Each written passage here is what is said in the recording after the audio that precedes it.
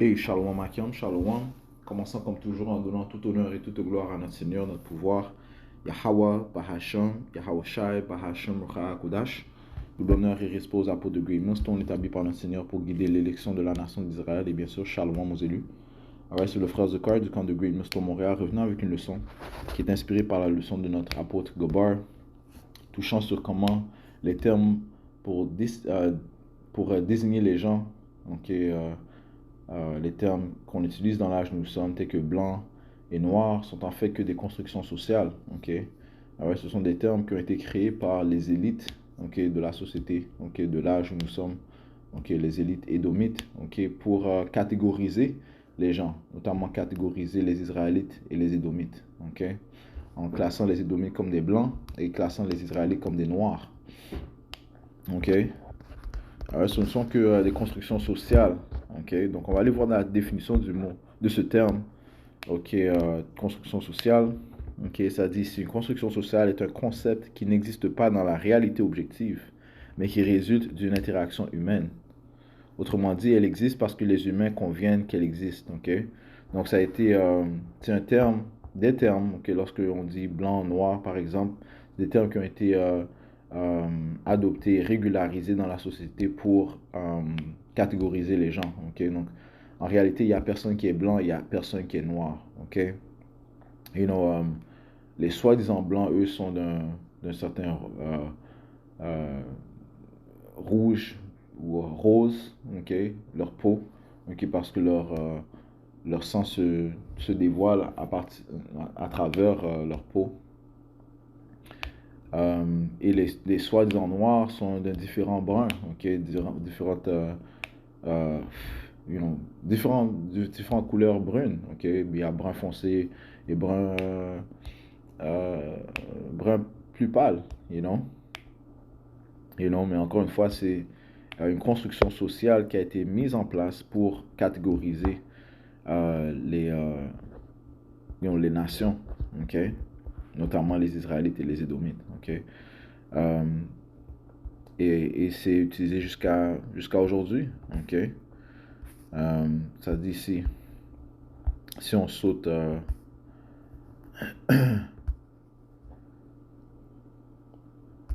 ça dit ici, la théorie des constructions sociales affirme que les humains créent des constructions pour donner un sens au monde objectif. L'une des façons dont les humains créent des constructions sociales est de structurer ce qu'ils voient et expérimentent en catégories. Par exemple, ils voient des gens avec des couleurs de peau et d'autres caractéristiques physiques différentes et créent la construction sociale de la race. Alright? Et c'est ce qui a été fait en ce qui concerne les Israélites et les Édomites. Mais ça a été fait stratégiquement. Parce que lorsque tu mentionnes blanc, c'est pour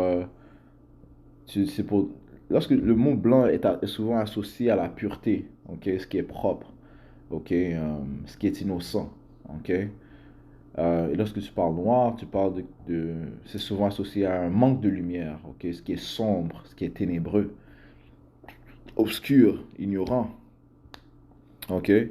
Et ceux qui ont mis ces constructions sociales en place, ces termes en place, l'ont fait stratégiquement, pour que le blanc soit regardé avec plus d'égard qu'une personne qui est noire. So, ça a été fait minutieusement. Et on va toucher sur des articles qui prouvent cela. Comment cette construction sociale a été créée. Et encore une fois, ce sont ces Édomites qui sont derrière ces inventions, derrière ces constructions sociales. Parce que le Seigneur, Yahweh Hashem Yahshua, lui, il a donné des nationalités au peuple. Chaque personne a une nationalité, retournant à ses ancêtres. Si on va dans le livre de Deutéronome 32, verset 7, ça dit, si souviens-toi des jours d'autrefois, considère les années de beaucoup de générations, et interroge ton père, et il te le montrera, tes anciens, et ils te le diront. Quand le Très-Haut partageait leur héritage aux nations, quand il séparait les fils d'Adam, Il établit les bornes des peuples selon le nombre des enfants d'Israël. Ok? Alright, so le Seigneur a donné chaque nation leur peuple. Ok? Commençant par donner... il a donné l'héritage à chaque peuple. Il leur a donné leur terre. Et il a donné ainsi que leur nationalité. Ok?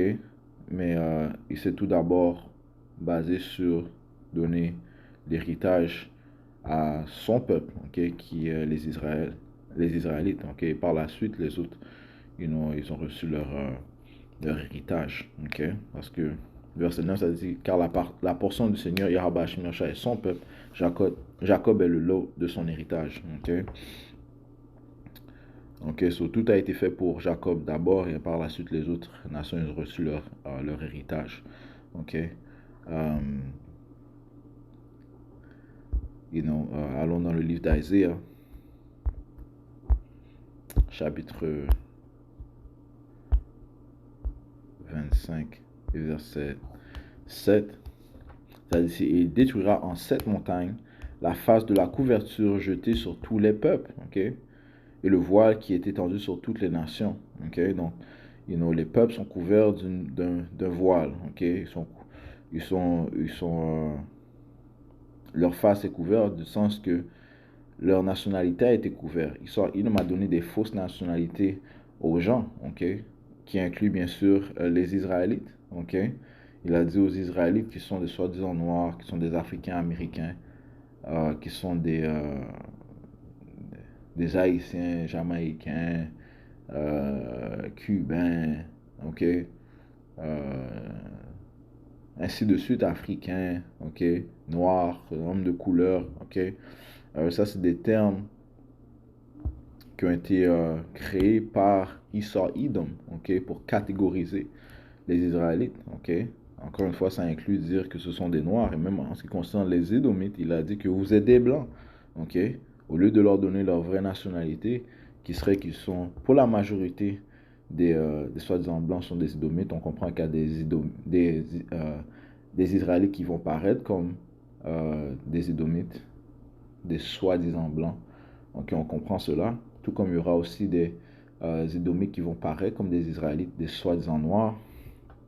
Ok, mais Esau Edom, lui, il a juste catégorisé cela en deux. Il a dit que, ok, les soi-disant, les Édomites, vous êtes des soi-disant blancs, les Israélites, vous êtes des soi-disant noirs. Ok, quand je dis des Israélites, c'est principalement euh, les Israélites du royaume du Sud, les soi-disant négros. Ok, même si on sait que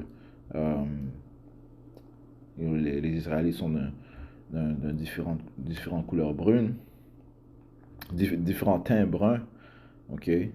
Euh, lorsqu'il dit noir, c'est plus pour catégoriser les Israélites du royaume du Sud, ok, les soi-disant négros.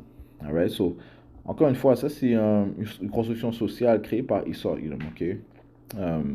C'est une invention de Esau Edom, une déception de Esau Edom. So, ça dit que le Seigneur détruira en cette montagne la face de la couverture jetée sur tous les peuples. Le Seigneur va mettre fin à cette déception. Ok, le voile qui est étendu sur toutes les nations. Ok, parce qu'encore une fois, Yahweh Shemyacha a donné des nationalités à tout le monde. Ok, tout le monde a une vraie nationalité. Ok, non basée sur la couleur de ta peau. Ok, mais basée sur tes ancêtres. Ok, et non l'héritage que tu as reçu. Ok. So, maintenant, allons sortir quelques articles, ok, qui vont toucher sur comment les termes blancs, le terme blanc est venu. Ok, so, ça dit ici, en anglais c'est How White People Got Made. Ok, c'est une mauvaise traduction comme ça, comment les blancs sont devenus des êtres humains. Non, c'est how White People Got Made. Comment le terme White People est venu en place. Ok, donc on va lire ici. Ça dit ici, lorsque les premiers Africains arrivèrent en Virginie en 1618, en 1619, désolé, il n'y avait pas de blancs, ok, là-bas. Et selon les archives coloniales, il n'y en aurait pas pendant encore 60 ans. Ok, donc ils n'utilisaient pas le terme blanc, ok, dans ce temps-là. Ok, avant Ok? Ça dit s'il n'y a rien qu'un blanc avec une sous déteste plus qu'un nègre avec un écho. Ça dit si certains pensent que la blancheur est un avantage pour les blancs, ce n'est pas le cas. La blancheur est l'une des escroqueries les plus importantes et les plus anciennes jamais perpétrées. Ok? Encore une fois, c'est une déception qui a été créée par ces Édomites. Ok? Ça dit si cela a commencé à la fin des années 1600 en Amérique, mais comme tant d'autres escroqueries, cela a échappé à tout contrôle jusqu'à devenir une réalité. Parce que le plus que tu répètes un mensonge, le plus que les gens vont l'accepter. Ok? Le plus que tu répètes un mensonge, tu le fonces dans la tête des gens, le plus que ça va, les gens vont l'accepter. Ok? Surtout si tu as le contrôle de leur cadre de référence. Ok? Parce que il a le monde sous son contrôle. Ok? Allons sortir le livre de Job 9 et 24. Ok? Qui explique ici, Job 9 et 24, la terre est livrée aux mains du malfaisant. La terre est livrée aux mains du malfaisant, l'homme immoral. Ok? Il sort Idom. Ok? Il a le contrôle, il a le pouvoir. Il couvre la face de ses juges. Ok? Il couvre la face de ses juges, comme on vient de toucher. Il a couvert euh, la face des nations. Ok? Parce que ça parle des juges, ça parle du Tout-Puissant, de son Fils, des anges, des Israélites. Ok? C'est eux les juges. Ok? Mais il a couvert leur face en disant que ceux-ci sont des blancs. Ok? Afin de changer ton cadre de référence. Ok? Maintenant, lorsque tu tu penses à Dieu, tu l'associes directement à un Édomite, un soi-disant blanc. Tu penses à son fils Yahushua, oh, celui que le monde appelle avec ignorant Jésus-Christ, qui vient avec une image d'un soi-disant blanc. Immédiatement, tu associes le Seigneur à un soi-disant en blanc, ok, parce que ton cadre de référence a été établi par Esau Edom. Il contrôle les médias, il contrôle le système éducatif, ok. Il contrôle euh, les livres, you know, l'accès aux livres, ainsi de suite, man, ok. You know? So, lorsque tu penses aux Israélites, tu penses aux ceux qui restent dans la terre présentement, ok, parce ils ont tout changé, ok, euh, se sont même emparés de la terre sainte, ok, se basant sur le comment ça s'appelle, la déclaration de Balfour, ok, signée en 1900, si je ne me trompe pas, c'est en 1917, ok, Israël est devenu un État en 1948, ok, après les différentes euh, ok, les différents voyages qu'ils ont fait en envoyant des Israélites qui sont des Édomites. Les Israélites, ceux qui restent dans la terre sainte présentement, sont des Édomites, ok, pour la majorité. Ok, ils les ont envoyés dans la terre sainte, ok. Et encore une fois, Israël est devenu un État en 1948. So, tout ça fait partie de la décision que Issa Ilom a faite, man. Il couvre la face de ses juges, ok. So, lorsque tu penses à des Israélites, les fils de Dieu, tu penses à des Édomites, des soi-disant blancs, you know? Parce que il a changé ton cadre de référence, ok? Ok? Ça dit ici, la terre est livrée aux mains du malfaisant, il couvre la face de ses juges, sinon où et qui est-il? Ok? Alright, so, encore une fois, le plus que tu répètes un mensonge, les gens vont l'absorber. Ok, so, poursuivons, ça dit ici, peu de temps après que les Européens ont commencé à arriver sur la côte est de l'Amérique du Nord et dans les îles des Caraïbes, ils se sont retrouvés riches en terre, mais désespérément à la recherche de main-d'œuvre pour travailler la terre. La solution qu'ils ont trouvée a été d'importer de la main-d'œuvre servile, au départ principalement irlandais. Et beaucoup d'Irlandais sont des Israélites. Okay? Les Irlandais n'avaient pas été considérés comme des êtres humains à part entière par la loi anglaise pendant des siècles. Ils ont fini par travailler dans des plantations et à travailler à canne, à sucre sous le soleil des Caraïbes. You know? So, ils passaient par les malédictions. Okay? Les malédictions qui ont été tombées sur la nation d'Israël. C'est-à-dire si l'aspect facile de l'importation de main-d'œuvre servile irlandaise et écossaise qu'ils étaient juste à côté de l'Angleterre. L'inconvénient est qu'il n'y en avait pas assez pour les quantités incroyables de terre qui s'offraient aux colons anglais impatients. C'est ainsi qu'est née la traite négrière transatlantique avec l'Afrique. C'est là qu'ils ont pris les Israélites. Okay? C'est l'histoire que nous entendons à l'école, mais la version abrégée que nous recevons intentionnellement ou non cache l'arnaque. Au départ, les conditions de travail des condamnés, des Écossais, Irlandais et Africains étaient une période de temps déterminée, à l'issue de laquelle ils recevaient de l'argent et leur liberté dans ce nouveau pays. En fait, peu de serfs et de serfs ont vécu assez longtemps pour être libres, mais certains l'ont fait et se sont établis comme une paysannerie libre et métisse du Nouveau Monde. Ça dit si vous... Euh,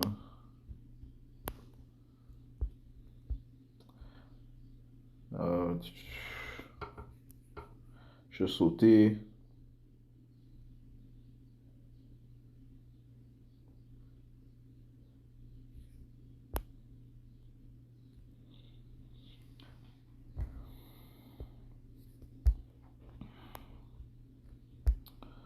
Euh, ça dit ici. Pendant ce temps, une paysannerie.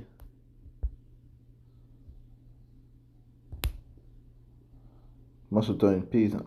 Ça dit ici, au fil du temps, les besoins en main-d'œuvre des propriétaires terriens ont continué de croître et désespérés de cultiver la terre, ils étaient réticents à laisser partir leurs esclaves et leurs enfants qu'ils maintenaient en servitude pendant une période définie par la loi.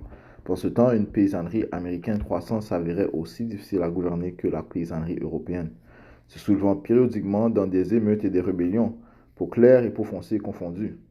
Okay, il y avait des rébellions des esclaves. Ça dit si les dirigeants politiques de la colonie de Virginie ont trouvé une solution à tous ces problèmes, une solution qui nous tourmente encore aujourd'hui. Bon, le point est là. Ça dit si les Virginiens ont légiféré pour créer une nouvelle classe de personnes, ok, les blancs, ok, alright, ils ont accordé aux blancs certains droits et en ont retiré d'autres aux noirs. Ça revient à quoi? Leur système de diviser et de conquérir, ok. Ok, divide and conquer, ça c'est une tactique que Esau Edom a utilisé auparavant et qu'il utilise aujourd'hui, constamment, man. Ok, diviser et conquérir. Ok, créer une division, créer un malentendu entre deux afin de les conquérir. Ok, et on crée une division entre deux entités afin de les conquérir. Ça dit si ils ont accordé aux blancs certains droits et ont retiré d'autres aux noirs. Ok. Le blanc en tant que langage racial apparaît en Virginie vers les années 1680 et semble apparaître pour la première fois dans la loi de Virginie en 1691. C'est ainsi que la blancheur est dans une certaine mesure, aussi la noirceur est née dans l'esprit des Américains. Ok? So, il a utilisé en tant que tactique de diviser et de conquérir. Ok? Utiliser les termes blanc et noir. Ok? Encore une fois, ce ne sont que des constructions sociales créées par les élites. Ok, et que la multitude a avalé, you know? Et encore une fois, c'était juste pour diviser, ok, créer une confusion, catégoriser, ok, les peuples, ok. Alors ça dit ici, on va lire juste un peu, ça dit au 18e siècle, les Blancs ne pouvaient plus être réduits en esclavage de façon permanente, comme cela avait parfois été le cas auparavant. Et les esclaves noirs ne pouvaient jamais obtenir leur liberté. Et ouais, juste pour montrer que ces termes de blanc et noir, donc ça part de blanc comme ça a été créé dans la fin des années 1600, ok, ok, juste retourner au point, ok. Le langage, en tant que langage racial apparaît en Virginie vers les années 1180 et la première fois dans la loi en 1691, ok. Donc un peu plus de 400 ans, ok. Et donc ces termes, un peu moins que 400 ans, je dis un peu plus, un peu moins que 400 ans, ok, que ces termes ont été créés, ok, you know. Bon, si on fait la mathématique, 1691, ça a été mis dans la loi, et nous sommes présentement en 2024, sur 333 ans, ok, ok, que ça a été mis dans la loi en Virginie. Alright, poursuivons, ça dit, au 18e siècle, les Blancs ne pouvaient plus être réduits en esclavage de façon permanente, comme cela avait parfois été le cas auparavant, et les esclaves noirs ne pouvaient jamais obtenir leur liberté.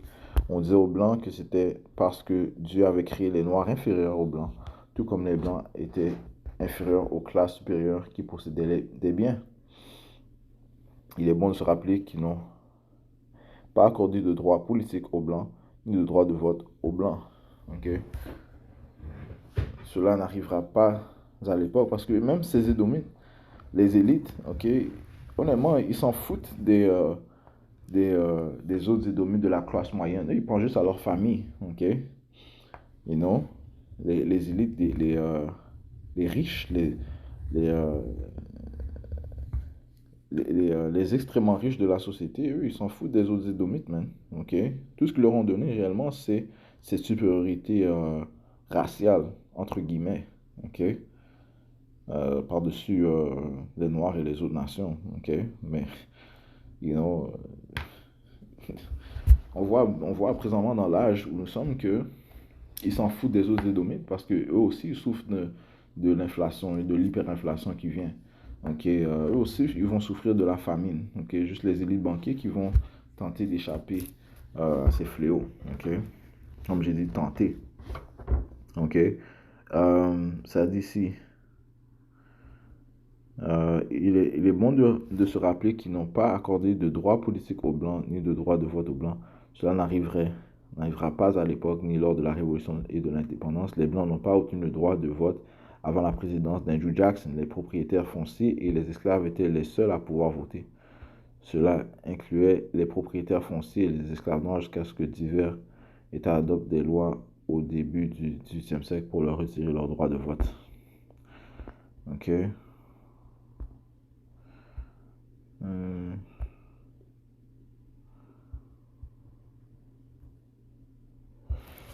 So, encore une fois, je pense que le point est fait. Je pense que je vais mettre cet article dans la description, la boîte de description. Encore une fois, ça prouve que les termes blancs et noirs ne sont que des constructions sociales créées par les élites, afin de catégoriser les peuples. Ils ont utilisé la tactique de diviser et conquérir. Man. Ok.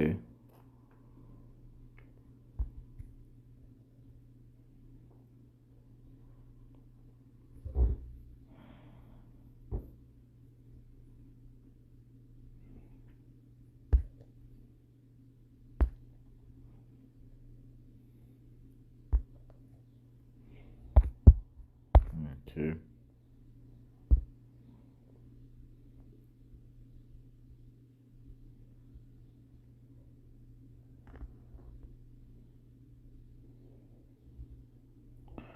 Alors, on sort un autre article.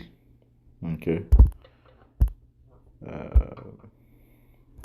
Intitulé en anglais How White People Were Invented by a Playwright in 1613. Ok, là ça dit que c'était en 1613. Ok, right. Parlant d'un écrivain qui a utilisé ce terme dans ce temps-là.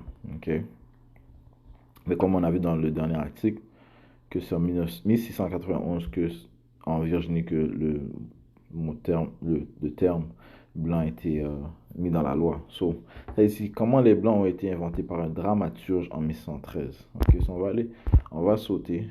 Ok, ça dit ici, ces deux exemples peuvent paraître surprenants aux lecteurs contemporains, mais ils servent à prouver ce que rappelle l'historienne Neil Irvin Painter dans The History of White People.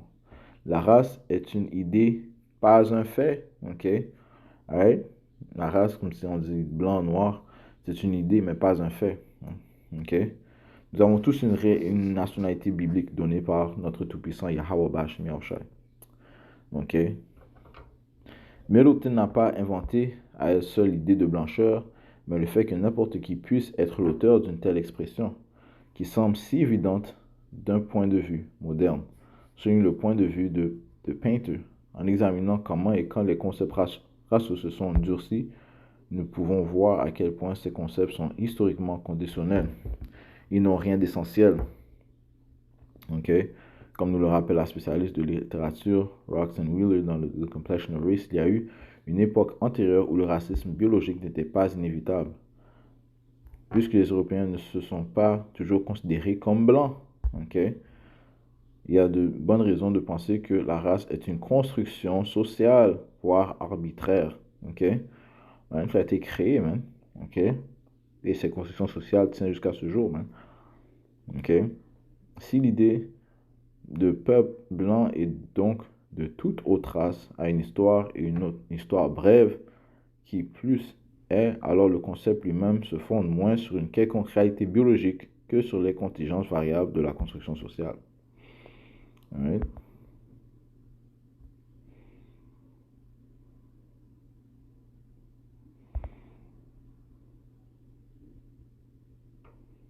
Il existe de nombreuses façons de catégoriser l'humanité et l'utilisation de la couleur n'en est qu'une relativement récente. Okay? Comme on a dit, ça fait 333 ans que ça a été mis dans la loi. Okay? Ça fait pas longtemps, man. OK? Alright?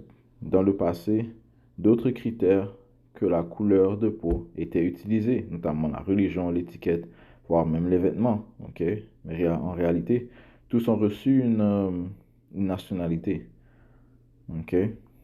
Par exemple, ça dit ici, par exemple, les Indiens d'Amérique étaient souvent comparés aux anciens Britanniques par les colons, OK? Qui étaient eux-mêmes les descendants des Britanniques. La comparaison n'était pas tant physique que culturelle, une distinction qui permettait une certaine fluidité raciale. Pourtant, à l'époque où Milton écrivait, la ligne de démarcation entre les couleurs commençait déjà à se durcir et notre manière contemporaine, bien qu'arbitraire, de catégoriser les races commençait à émerger. Ça dit ici, l'universitaire Kim Hall explique dans Things of Darkness que la blancheur n'existe vraiment que lorsqu'elle est posée à côté de la noirceur. Okay? Ainsi, le concept de personne blanche n'est apparu qu'après les constructions de la noirceur. So, ils ont créé noir, ils ont créé blanc. Okay? Et ils ont divisé, ils ont créé cette construction sociale pour catégoriser les gens. Okay? En disant que les blancs sont supérieurs et les noirs sont inférieurs. En tant qu'opposition binaire, la blancheur avait d'abord besoin de la noirceur pour avoir un sens. Les deux mots se créent l'un l'autre. L'universitaire Virginia Mason Vaughan écrit dans Performing Blackness on English Stages 1500-1800 que les personnages au visage noir dans les premiers drames modernes sont souvent utilisés pour rendre la blancheur visible. Noir et blanc n'ont jamais fait référence à des groupes de personnes définis, sont des formulations abstraites qui ont néanmoins eu des effets très réels sur des personnes réelles. Ok.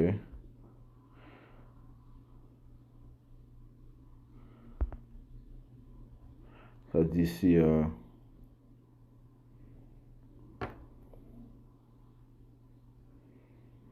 sautons ici, ça dit ici, ce type de pensée raciale s'est développé en conséquence directe de la traite des esclaves, Hall explique. La blancheur n'est pas seulement construite, mais dépend d'un engagement avec les Africains. Ok, ça dit Africains, mais on comprend que c'est des Israélites, qui est le produit inévitable de l'expansion coloniale connue de l'Angleterre. Ainsi, lorsque les Européens modernes commencent à se considérer comme des Blancs, ils ne revendiquent rien du fait d'être anglais ou chrétiens, mais ils font plutôt des commentaires sur leur supériorité perçue, ce qui facilite la justification du commerce et de la position manifeste immorale d'être humain. Okay? Ce sont des termes qui ont été créés dans le temps de l'esclavage, okay? Pour distinguer entre une personne supérieure et une personne inférieure. Ils disent que les supérieurs seraient les Édomites et les inférieurs seraient les Édomites, les soi-disant blancs, et les inférieurs seraient les soi-disant noirs, les Israélites. Ok, so, encore une fois, man, you know,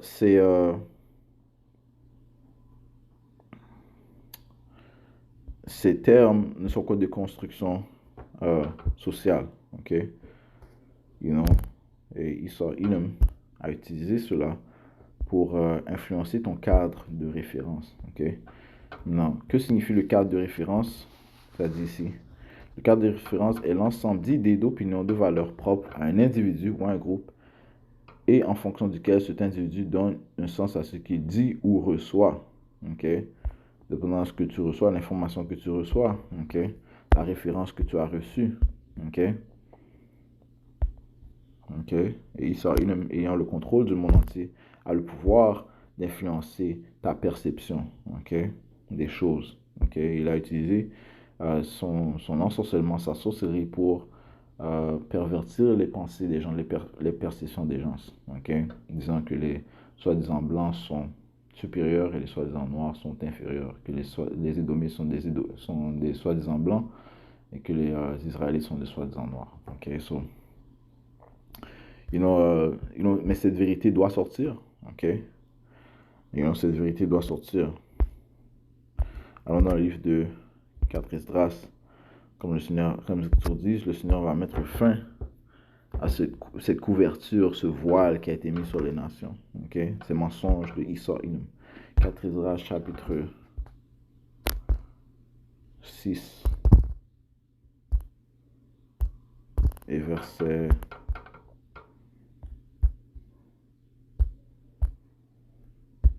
27, ça dit car le mal sera détruit et la fraude abolie. Ok, parce que réellement c'est la fraude. Ok, tenter de distinguer les gens par la couleur de leur peau. Ok, catégoriser les gens, créer cette construction sociale. Ok, afin de diviser les gens.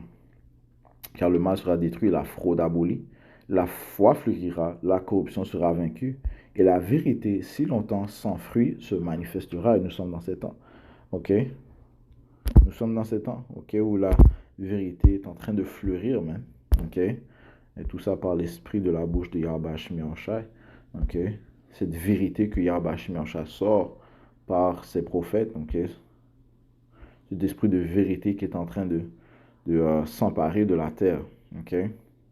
Dans le livre de 2 Thessaloniciens chapitre 2 et verset 8, ça dit ici, et alors ce malin sera révélé, il sera idem, ok, ce malin, ok, le malfaisant, le méchant, l'homme immoral, sera révélé que le Seigneur Yahweh, Bashim Yahusha, consumera par l'esprit de sa bouche, qui sont ses prophètes, qui ont ce Saint-Esprit, et détruire cet esprit de vérité, et détruira par la brillance de sa venue. Et Yahusha va mettre fin à ce diable, il sort idem, et à ses mensonges, ses tromperies, ok, à sa venue, ok, euh, il sera abaissé, ok.